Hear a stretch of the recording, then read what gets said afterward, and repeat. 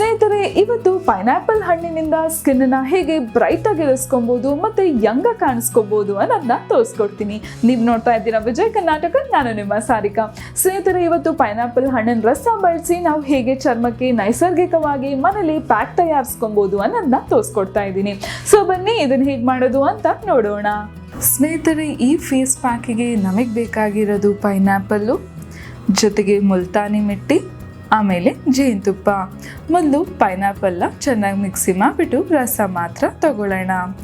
ಆಮೇಲೆ ಈ ರಸನ ನೀವು ಒಂದು 4 ಸ್ಪೂನಷ್ಟು ಒಂದು ಬೌಲಿಗೆ ಸಪ್ರೇಟಾಗಿ ತಗೊಳ್ಳಿ. ನಾನು ಚಿಕ್ಕ ಸ್ಪೂನಲ್ಲಿ ತಗೊಳ್ತಾ ಇದ್ದೀನಿ.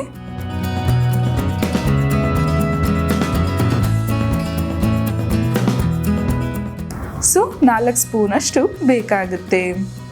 ನಾವು ಪೈನಾಪಲ್ ರಸ ಬಳಸೋದ್ರಿಂದ ಚರ್ಮದಲ್ಲಿರುವಂತಹ ಡೆಡ್ ಸ್ಕಿನ್ಸ್ನ ರಿಮೂವ್ ಮಾಡಿ ಚರ್ಮನ ಬ್ರೈಟಾಗಿ ಕಾಣಿಸೋದಕ್ಕೆ ಸಹಾಯ ಮಾಡುತ್ತೆ.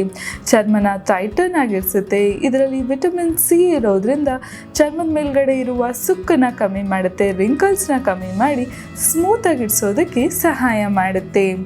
ನಾವೀಗ ಇದ್ರ ಜೊತೆ 1.5 ಸ್ಪೂನಷ್ಟು ಮುಲ್ತಾನಿ ಮಿಟ್ಟಿನ ಹಾಕೊಬೇಕು.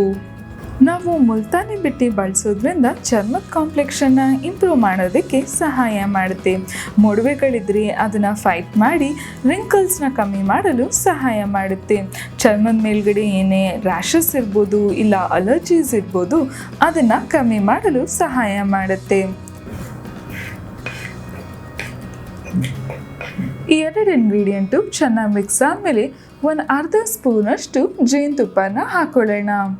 ನಾವು ಜೇನುತುಪ್ಪ ಬಳಸೋದ್ರಿಂದ ಚರ್ಮನ ಗ್ಲೋಯಿಂಗ್ ಆಗಿಡ್ಸೋದಕ್ಕೆ ಸಹಾಯ ಮಾಡುತ್ತೆ. ಚರ್ಮದಲ್ಲಿರುವ ಡ್ರೈನೆಸ್ನ ಕಮ್ಮಿ ಮಾಡಿ ಒಳ್ಳೆ ಮಾಯ್ಶ್ಚರೈಸ್ ಕೊಡುತ್ತೆ. ಈವನ್ ಚರ್ಮ ಯಂಗ್ ಆಗಿ ಕಾಣೋದಕ್ಕೂ ಸಹಾಯ ಮಾಡುತ್ತೆ.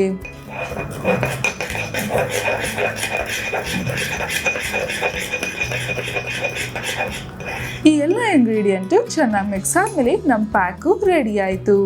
ನೋಡಿ, ಕನ್ಸಿಸ್ಟೆನ್ಸಿ ಈ ರೀತಿ ಇರಬೇಕು. ಇದನ್ನು ನೀವು ಇಡೀ ಫೇಸಿಗೆ ಅಪ್ಲೈ ಮಾಡ್ಕೊಬೋದು. ಈ ಪ್ಯಾಕನ್ನು ಇಡೀ ಫೇಸಿಗೆ ಅಪ್ಲೈ ಮಾಡೋಕ್ಕೂ ಮುನ್ನ ಮೊದಲು ಟೆಸ್ಟ್ ಆಗಿ ನಿಮ್ಮ ಕೈ ಮೇಲ್ಗಡೆ ಅಪ್ಲೈ ಮಾಡ್ಕೊಳ್ಳಿ. ಪ್ಯಾಕ್ ಅಪ್ಲೈ ಆದಮೇಲೆ ಒಂದು 10 ನಿಮಿಷ ಚೆನ್ನಾಗಿ ಒಣಗಕ್ಕೆ ಬಿಡಬೇಕು. ಕನ್ಸಿಸ್ಟೆನ್ಸಿ ತುಂಬ ಸ್ಮೂತಾಗಿ ಮತ್ತು ಲೈಟಾಗಿರೋದ್ರಿಂದ ತಿಕ್ಕಾಗಿ ಅಪ್ಲೈ ಮಾಡ್ಕೊಳ್ಳಿ. ಆಮೇಲೆ ಒಂದು 10 ನಿಮಿಷ ಒಣಗಬೇಕಾಗತ್ತೆ. 10 ನಿಮಿಷ ಒಣಗಾದ್ಮೇಲೆ ತಣ್ಣೀರಲ್ಲಿ ವಾಶ್ ಮಾಡ್ಕೊಬೋದು. ವೀಕ್ಷಕರೇ, ಈ ಪ್ಯಾಕ್ನ ನೀವು ಚೆನ್ನಾಗಿ ಒಣಗಿ ತಣ್ಣೀರಲ್ಲಿ ತೊಳೆದಾದ್ಮೇಲೆ ಟೋನರ್ ಅಪ್ಲೈ ಮಾಡ್ಕೊಳ್ಳೋದಕ್ಕೆ ಮರಿಬೇಡಿ. ಹಾಗಾಗಿ ಪೋರ್ಸ್ ಕೂಡ ಕ್ಲೆನ್ಸ್ ಆಗುತ್ತೆ. ಮುಂದಿನ ಸಂಚಿಕೆಯಲ್ಲಿ ನಾನು ನಿಮಗೆ ಇನ್ನೊಂದು ಟಿಪ್ಸ್ ಬಗ್ಗೆ ತಿಳಿಸ್ಕೊಡ್ತೀನಿ. ಈ ವಿಡಿಯೋ ಇಷ್ಟ ಆದಲ್ಲಿ ಲೈಕ್ ಮಾಡಿ, ಕಮೆಂಟ್ ಮಾಡಿ, ಶೇರ್ ಮಾಡಿ. ಇನ್ನು ಯಾರೆಲ್ಲ ವಿಜಯ್ ಕರ್ನಾಟಕ ಡಿಜಿಟಲ್ ಪ್ಲಾಟ್ಫಾರ್ಮ್ನ ಫಾಲೋ ಮಾಡ್ತಿಲ್ವೋ ಫಾಲೋ ಮಾಡೋದಕ್ಕೆ ಮರಿಬೇಡಿ. ನಾನು ನಿಮ್ಮ ಸಾರಿಕಾ. ನೆಕ್ಸ್ಟ್ ಎಪಿಸೋಡಲ್ಲಿ ಸಿಗೋಣ. ಟೇಕ್ ಕೇರ್, ಬಾಯ್.